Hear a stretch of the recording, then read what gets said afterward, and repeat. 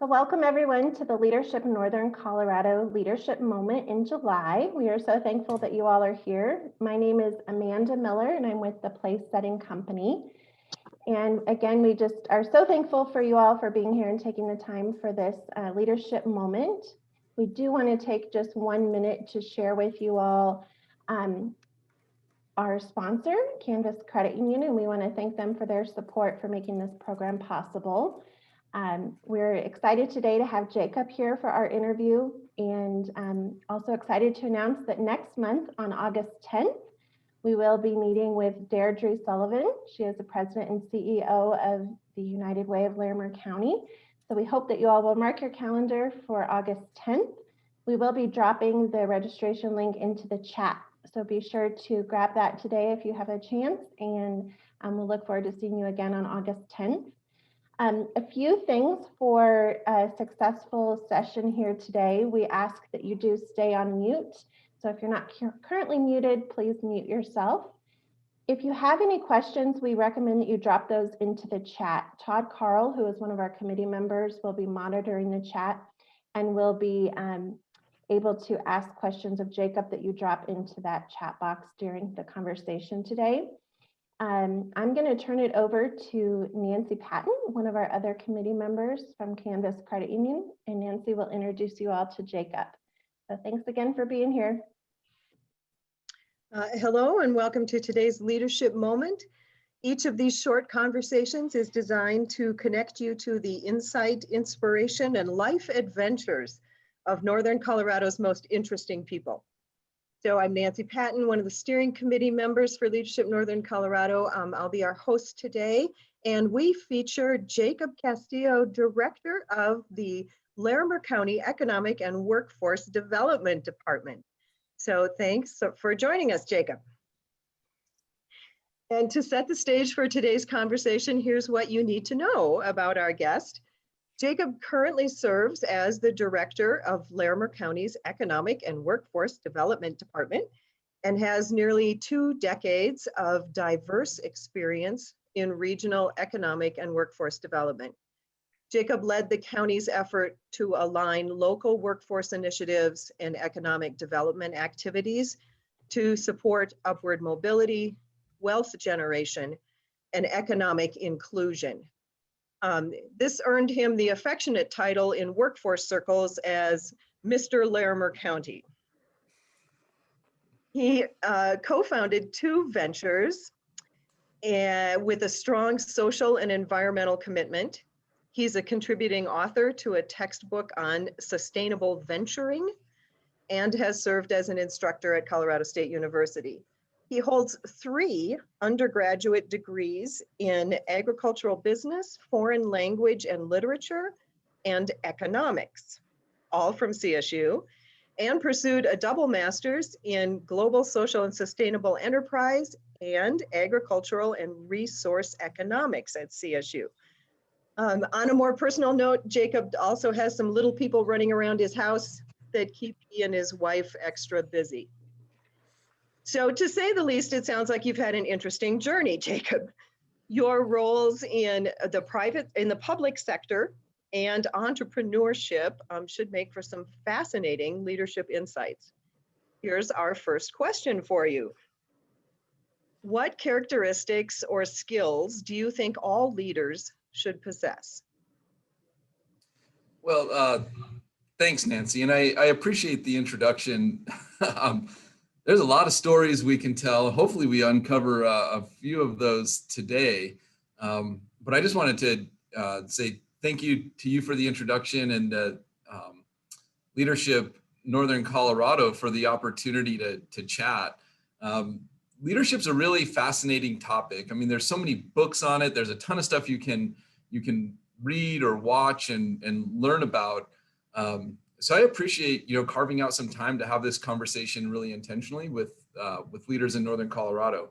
So your question on what skills or characteristics should all leaders possess, I found really interesting. So I began thinking of all the traits I've seen in leaders and some of the things that I've tried to grow in myself. And there's a pretty broad list of characteristics that came to mind. I mean, it's talking about, communication, decisiveness, strategic thinking. And I'm not sure any of those are really what I wanted to say. So, I went deeper into the well. I looked at actually some resources from the county's most recent strategic plan, which is looking at kind of a very similar question. It said, what are the 3 traits or characteristics that all of our county employees should have? So not totally framed in the leadership space, but that our employees should have. And the list there was that they need to be adaptable, collaborative, and inclusive. And I thought that was an interesting way to look at this question, because we're looking at our workforce within the county organization, saying those are 3 traits or characteristics that we want all of our employees and staff to have. But again, I thought that was somewhat inadequate because it doesn't quite get to the leadership component. And when I was thinking about what the world needs right now in leaders, and what I see maybe a bit of a paucity of in some of our quote unquote leaders, integrity came to mind. Doing what you say you're going to do, being trustworthy, and not to say that that doesn't exist, but I feel like that is an important one for me to highlight. That if you can't operate with integrity, I'd have a hard time believing that you can be a good leader. So that was one of the first ones that I really wanted to highlight. The other is empathy. I mean, coming off of the crazy year that we had in 2020, walking a mile in someone else's shoes gives, I think, some really fascinating perspective, especially as we could think about all the different, situations that people found themselves in through the pandemic, and now, with the recovery. So empathy was another one. So integrity and empathy. And then I started thinking, all right, those are great characteristics for a leader to lead people. And to lead organizations, I feel like there's a couple other things that are important, especially nowadays. One, I didn't really know how to phrase it, but it's connecting dots, making sure that, the totality of our work is greater than the sum of its parts. So finding ways to gain leverage and to get more from less, I think, is a great characteristic of a leader. And I found, more and more as, resources are either constrained or can be more difficult to unlock. Finding ways to do more with less is, a really powerful skill. And the last one that I'd say is vision. It's hard to be a leader if no one wants to follow you. So being able to inspire people to work toward a common goal or set of goals and to achieve those. So I think those were kind of the big 4 that I came up with: integrity, empathy, connecting dots, and vision that inspires people to follow. Well, I think that's awesome. And I can say that I have seen that in you over the last several years for sure. So thank you. And I do find it fascinating that you made it be not just about the person, but about an organizational aspect as well. So thank you for thinking on that and answering so wisely. Second question, is there a mistake you see leaders make often? I see a lot of leaders make a lot of mistakes.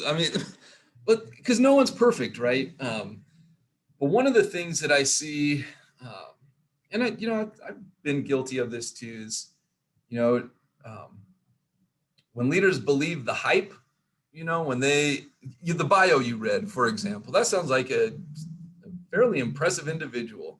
I'd like to meet that guy someday. But what I guess what I'm saying is, we're more than our biographies. We're more than a list of achievements. And I think if we get too caught up in accolades, awards, achievements, recognition, we start to believe the hype. And I think that puts that there's a risk of, I guess, blinders being put on, that we stop listening to people. We think our voice is more important than others. And I think we risk leaving out important voices and risk not having the inclusion that we need to move ourselves, our peers and colleagues, or our organizations forward. So I guess it's kind of centered around ego, but it's really that the mistake of believing the hype. The other thing that's kind of associated with that is that I've seen leaders misstep on is they stop asking questions. You know, sometimes we think we know all the answers, been around the block, you know, decades of experience in a certain field, and we assume that we know best. So it's a place I've seen people misstep. Again, you know, I've been guilty of that too.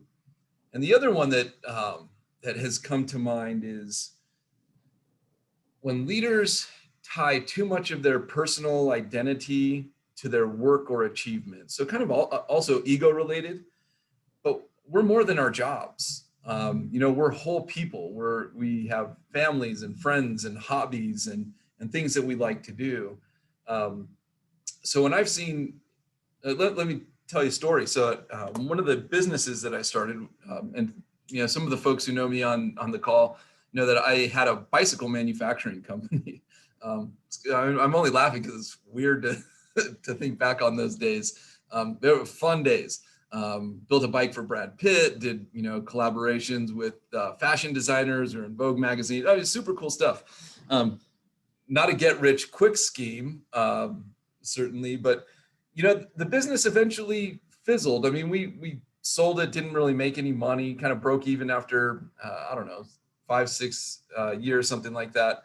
And, you know, it was hard to shutter a business or transition out of a business. And I really had to come to terms with grappling that this business endeavor, even though it didn't do what I wanted it to do, is not me as a person. It's not my personal identity. So separating ourselves from either our successes or failure, I think, is a really good thing for leaders. And I think too often we just get caught up with, you know, the title on our business card or you know, email signature. But that's not who we are as people. So recognizing that there's whole people behind our signature blocks.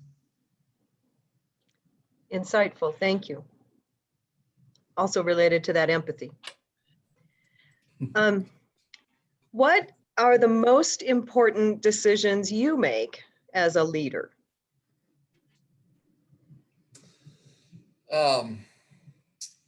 Well, I really had to look at the context for this question, because I think some of the most important decisions I make are decisions I make in how I choose to show up for my family and friends and my colleagues and coworkers. So they're personal. They're kind of self-centered in how I choose to show up and the work I choose to do on myself. And I'm not sure if that's the way the question was designed to be answered. So I'm happy to go into more detail there if you want. But the most important decisions I make, and you'll see this as a theme that you just mentioned, Nancy, is, you know, the decisions around people, the decisions I make that impact staff, the decisions I make that impact our customers, and the decisions I make that impact our community. So, I mean, those I think are the most important. It's really the human-centered decisions. I mean, there's a lot of strategy decisions, there's a lot of financial decisions. But when it comes back to decisions that are impacting individuals' lives or our community, a collective of individuals, those are the most impactful decisions I feel I get to make. And again, kind of putting some thought into, you know, these questions. You know, decision making is a wonderful topic. I mean, we could talk about leadership for a long time. We can also talk about decision making, and you know, we can make the right decision for the wrong reasons, and we can make the wrong decision for the right reasons. So I think getting to the why we're making these decisions, who it impacts, really thinking it through, because leaders do have to make a lot of decisions. Decisiveness is, I think, a very good quality, a very good trait in a lot of leaders, or for those in leadership roles. But going back to who you're making the decision for and what the impacts will be, taking a break to think about those things is really important. I'm thinking about some of the decisions I know you've had to make regarding people over the last several years. And yeah, that kind of takes us to our next question, which is, what is the biggest challenge you have faced as a leader? Well, again, I think there's multiple ways to approach this question, and we'll just open this up. And what Nancy is alluding to is, for those of you who don't know, when I came on as the director of this department, one of the first things I had to do was lay people off. I mean, that year, so I laid people off the first 2.5 years I was in this role. Really challenging. We shrunk our department by about a third of our headcount and by about 25% of our budget, and through no fault of our own, through external circumstances. So those decisions were hard. They were hard because I knew they were going to have negative consequences for people in the immediate term. What I could choose to do is show up for those people in a very supportive way, be transparent, be honest. So in a way, they were hard situations, but the decisions came easy because I knew how I wanted to show up for those people, and for our department and for our community. So, we're always faced with challenging situations.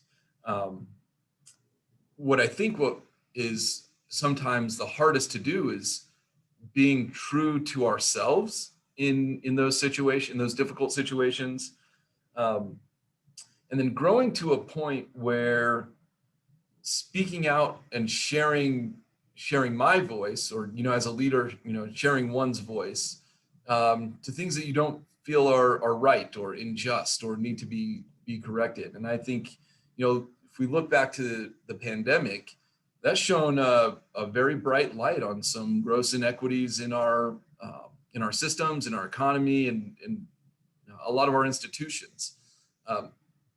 So one of the challenges that I'm faced with now is not just looking at the data and understanding it. That's the first part in this, is the understanding. Showing up for the community and saying something about it, and then taking the next step toward action and doing something about it. I think those are more challenging. Stepping into a place where you may feel vulnerable, and you have to test your mettle against your moral compass and do what you think is the right thing for yourself, and you're a leader of people for your team and for your community. And I think that's gotten, well, I don't know if it's gotten harder. What I can say is, we can, if we go back to decisions and leadership, being true to yourself and showing up when you see injustice or inequities, that's an important place to play right now for a leader. Thank you. You at the beginning mentioned something about lots of leaders and lots of books and all that. Do you have a favorite leadership book, a favorite leader? What did you learn from your favorite, if you have one? Yeah, so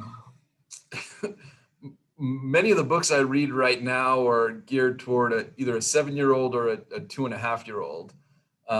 So I will share you for any of you who are listening right now who have younger kids, the book that I love is a book by Todd Parr, a little board book for a toddler. It's called The Peace Book, and it gives all these examples of what peace is. Peace is freedom, peace is everyone having a home, peace is taking a nap, peace is reading all kinds of books. And they're these very cute illustrations of peace, just cute characters and animals. So Todd Parr's The Peace Book is one that kind of grounds me in the evenings when I put the 2-year-old to bed. But I also, have less time to read these days, but a couple of biographies that I really enjoyed. Walter Isaacson's book on biography on Benjamin Franklin. It was fascinating. Ron Powers' book on Mark Twain. I mean, both leaders in their own right, but have, just amazing stories to their lives. And then the book I most recently read is Caste by Isabel Wilkerson. And that's about systemic racism in the United States. And I think that's a very worthwhile read, kind of reframes racism with the language of caste that can be helpful and instructive to understand what's happening in our community today. I also do read some fiction, although not as much. Salman Rushdie's Midnight's Children, Gabriel Garcia Marquez, 100 Years of Solitude, and being from New Mexico originally, Rudolfo Anaya's Bless Me Ultima is a must read for anyone from New Mexico or who loves New Mexico. And then professional books, because probably this is like Jacob's top 10 book list. I guess we're getting there. Probably have 10 books that I've already mentioned. The ones that were really instructive for me in my career in economic development, Richard Florida's Rise of the Creative Class, and then subsequently Flight of the Creative Class. And he's done a lot of other work there, but how communities grow around people. Fascinating topic for me. Capital in the 21st Century by the French economist Thomas Piketty. It's a pretty dense read, but it talks about how our economy works and why inequality has been exacerbated over recent decades. And then Donut Economics by Kate Rayworth. She's an English economist, and she focuses on, the donut is that essentially the concept is our society is our economy is constrained by our society is constrained by our natural environment, and there's limits to all of those. So kind of gets to how our economy, society, and environment can and could work together in better harmony, and then recognizes some of the constraints that we all face in looking at just perpetual growth for growth's sakes, talking about bigger, not necessarily better. And for those of you who've heard me speak before, I'm a big fan of saying bigger is not better, better is better. So those are a handful of books that I enjoy. The quickest read is a peace book. Well, thank you. That is, I believe, our best list of books that we have been shared. So that's awesome. Hey, Jacob, there's one question we didn't send you ahead of time. We like to just pop this one on our guests. What was your first job and how old were you? Oh, I'm glad you asked that. That's a great question. And Nancy, I think you may know this, but so my parents just retired last year from owning McDonald's franchises. So my first job was in the family business. I started, I don't know if I was 14 or 15, but I started at the Golden Arches. So fries, taking orders, drive through. I make a mean quarter pounder. But yeah, I started McDonald's, and I did that for, obviously, because it was a family business. I mean, I did that through high school, first year of college. So when I went back home. So yeah, Mickey D's was the beginning of it all. Which is awesome, and it's such an interesting transition to your super sustainability bamboo bikes entrepreneur job. Yeah, I mean, the other thing about me is I've been a vegetarian for the majority of my life. So I don't know if there's a therapist on here, but you guys can probably unpack that one. Well, I haven't been watching chat, but Todd has. So if we have questions, Todd, what have we got? We sure do. Jacob, thank you so much for joining us, man. You're doing a great job. You were so great when you were talking to us candidly earlier about the challenges that you faced, particularly with the workforce reduction and probably everything that was associated with that. I'm kind of curious, the flip side of that coin, what do you consider like your biggest success since you've been with the county, and what insights do you think you can offer on around leadership with that success? Well, I mean, there's very little I can single-handedly take any credit for, but there is one thing I'm really proud of, and I worked really hard with several others to build stronger relationships between Larimer and Weld County in terms of both economic and workforce development programming. So those regional relationships and the formation of NOCO Ready, the Regional Economic Development Initiative, that grew legs from meetings that we were having 5 years ago. So those conversations started in a small room, very high trust environment, and have grown. And I think what we've created here is something, I don't know if it's completely unique in the country, but the way we operate in that space, I think can be scaled and replicated in other areas. And I think it's really a model for how we can do, like I said, we can do more with fewer resources because we're more closely aligned, we're collaborative. And then there's, like I said, a very high trust environment for us to operate in. Awesome, man. Thank you for that. Loved your discussion earlier too about going beyond your signature block and being more than your job. We're curious, who is Jacob Castillo outside of work? What are you passionate about, man? What are you interested in?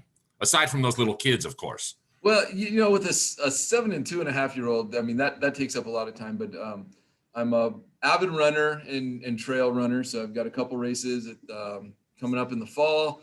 Pretty avid cyclist, but I like to spend time outside, with the family, or the time without the family is pretty nice too. But no, outdoor stuff, kind of the Northern Colorado thing. I like our playground out here. I do too, man. I'm with you all the way.